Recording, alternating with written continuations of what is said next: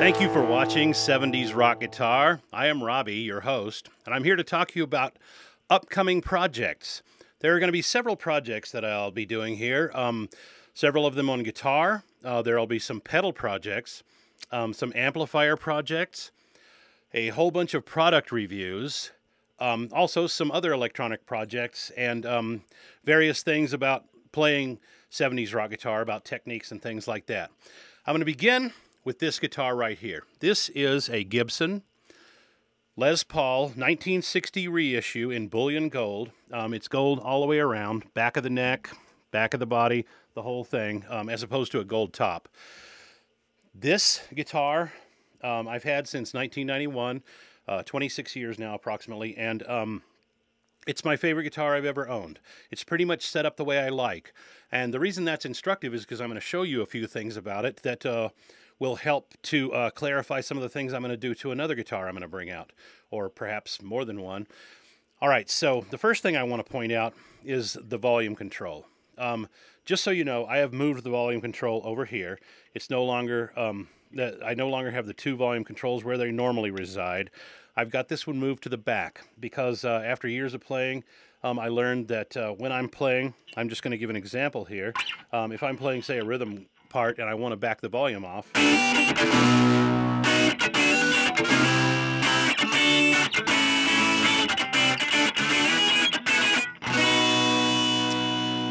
I like having the volume control back here. What I'd really like to point out, though, is that I have installed the volume mod in this guitar.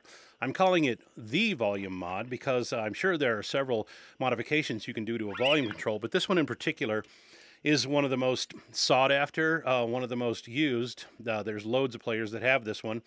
And it's nothing but a resistor and a capacitor soldered on in a particular way. And of course, when I show about that modification, I will show how it's done. But right now, I'd just like to illustrate one more time. When I back off the volume, my highs remain present. The high frequencies stay there. My sound doesn't get muddy like most volume controls do. Okay, here we go.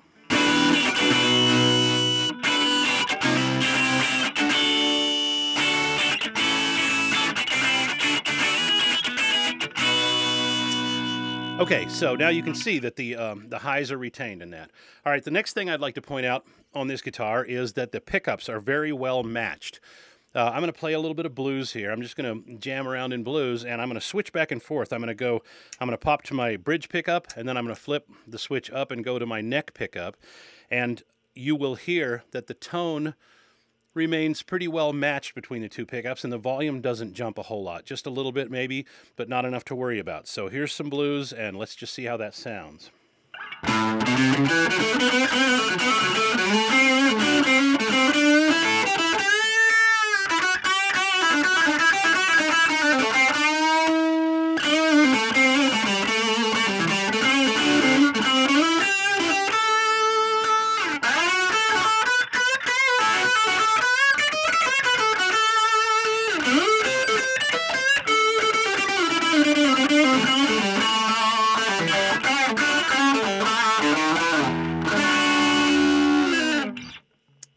Okay, so you can see that when I switch back and forth, the pickups are quite well matched on this Les Paul.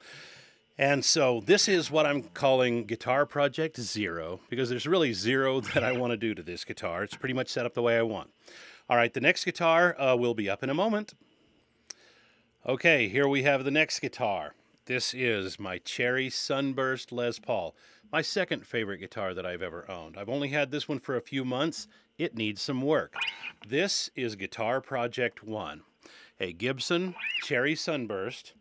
I was always a Jimmy Page fan, and I never owned a Cherry Sunburst Les Paul over all these years, which is a lot of years, I don't want to tell you.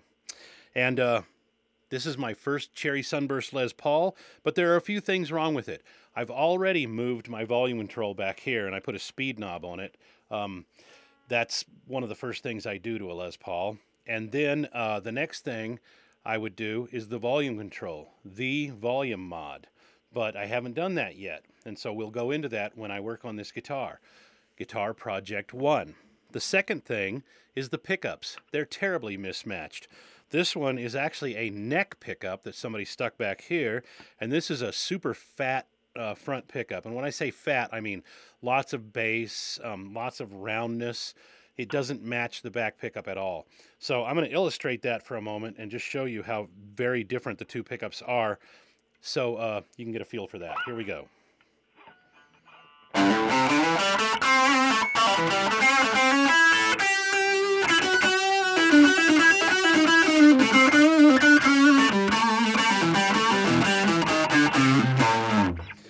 So when I go from the back pickup, the bridge pickup, and then I flip to the front pickup, the volume jumps up quite a bit, but the worst thing is that the tone is just terribly mismatched. This pickup sounds way too thin. This one sounds way too fat and round, and I don't like the way they match. So I'm going to go into great detail when I do the project as to what pickups I'm going to put in here. But just really quickly, one more time, just to show the difference between the two.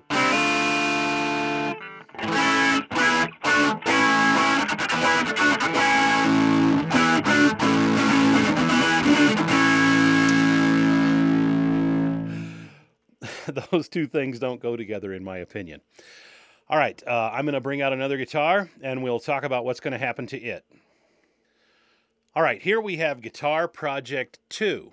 It is a yellow ESP Strat. When I was working at a guitar shop long ago, we put this guitar together. It's made from an ESP neck, you can see. It's a Strat neck with kind of a telly-type headstock up here. And then this is an ESP body of a shape that's sort of like a Strat, but not quite. It's got a custom pick guard that wouldn't fit a normal Strat, and a Strat pick guard won't fit this. Just for the fun of it, I will tell you that some of the things that we called these guitars that we would piece together from parts, we would call them a Strat-like object. Some people call them a parts caster, and then another name that we use to give them is Frankenstrat. So this is my yellow ESP Frankenstrat, and I'm going to do a lot of things to this. Guitar Project 2 is big.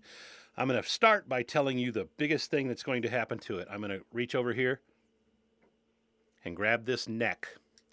All right, this is a genuine Fender Telecaster neck. I got it from Stratosphere. I don't know where they get their parts. I think they basically disassemble Fender guitars, but who knows. But this is a genuine Fender neck. It's very nice, brand new. It's all set up and ready to play. It's got just the kind of frets I like, kind of a medium small, sort of a thin type of a fret. To me, one of the funnest things about playing a Stratocaster or a Fender in general is the maple neck with the gloss finish. That's part of what makes a Strat. And that's one of the things that unfortunately I didn't get with this because it came with this rosewood fretboard. So I am going to retrofit this genuine Fender Telecaster neck onto this ESP body. Now, if you know anything about that, you will understand that that is a lot harder than it sounds. If you look at a Telecaster neck, it's got a very squared off end on it here, but then a Stratocaster neck is radiused, and they do not fit the same neck pocket. I don't know why they did that, but we'll go into great detail on that. As I put this neck on here, as I solve the problems that are required to get this neck to play in tune, I'm going to share with you some of the things that I did to make that happen and some of the considerations that you have to think about before you do something like that. So that is going to turn this guitar into a really cool, super Fender-like guitar. In addition to that, I've already settled in on some really good pickups here, but I've got a Seymour Duncan Custom 5 in the back, which is one of my favorite back pickups. It's kind of a cross between a PAF and a JB, if you know what that is. It's hotter than a PAF, but it still retains a lot of that really cool, clean, high end that a PAF has. So that's one of my favorite back pickups. And then I've recently found this, it's a DiMarzio chopper, and I think it just sounds wonderful in the front. I've never been a big fan of the middle pickup on a Strat. I don't know what I'm going to do there, but I'm probably going to change that out. I'll make sure the volume control has the volume modification done to it, and I'll set this up, the guitar up really cool. But just really quickly, just to show you how these pickups match. This is a Seymour Duncan Custom 5 and a DiMarzio chopper. Here we go.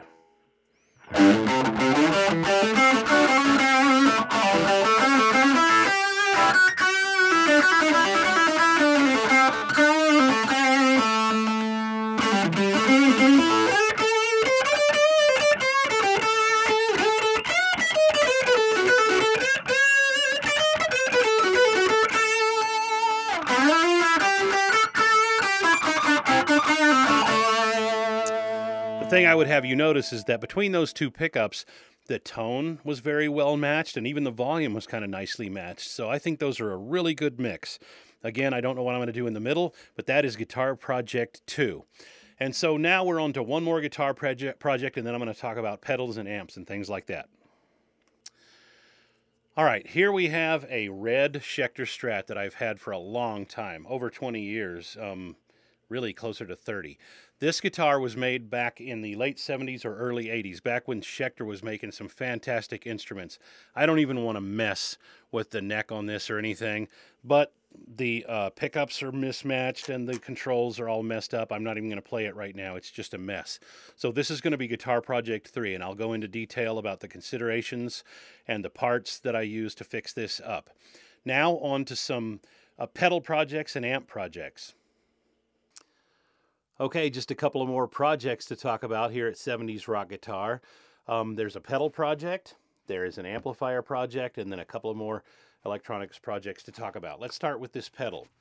These are the guts, the circuit board for a JHS Angry Charlie pedal. I'll try to get a picture up there for you.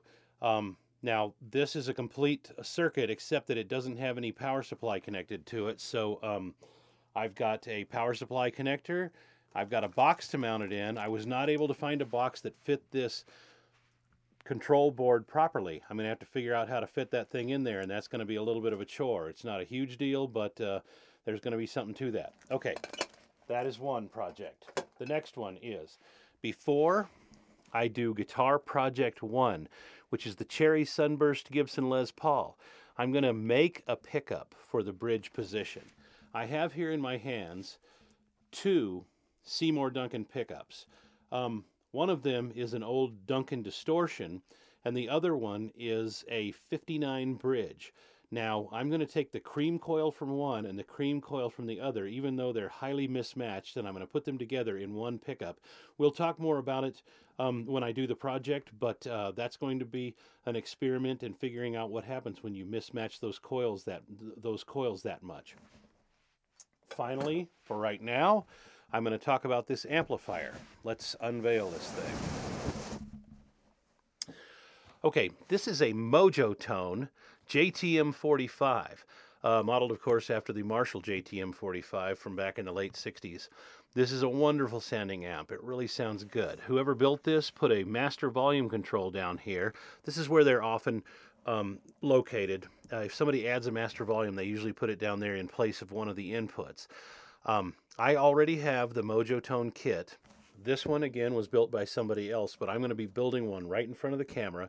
I'm going to get the box, open it up, unveil the kit, take it out part by part, lay it out on a table, show you how that thing is packed up, just what it looks like to get one of them in the mail, you know, and unbox it. And then show how to mount the components into the chassis, how to solder everything together, how to load the components onto the circuit board. All that kind of stuff. We're going to go through that and probably some modifications. The only other thing that I can think of right now is talking about the tone of different amplifiers. Like from 70s rock, some of the most prominent amplifiers you've got is Fender and Marshall. Why do they sound so different? I think I can explain that in layman's terms. I used to modify amplifiers and build them, and I have some insight into why a Marshall sounds so crunchy versus a Fender, which doesn't. So we'll talk about that. And those are some of the upcoming projects. There will be a whole lot more pedal reviews and things like that that we will have on 70s Rock Guitar.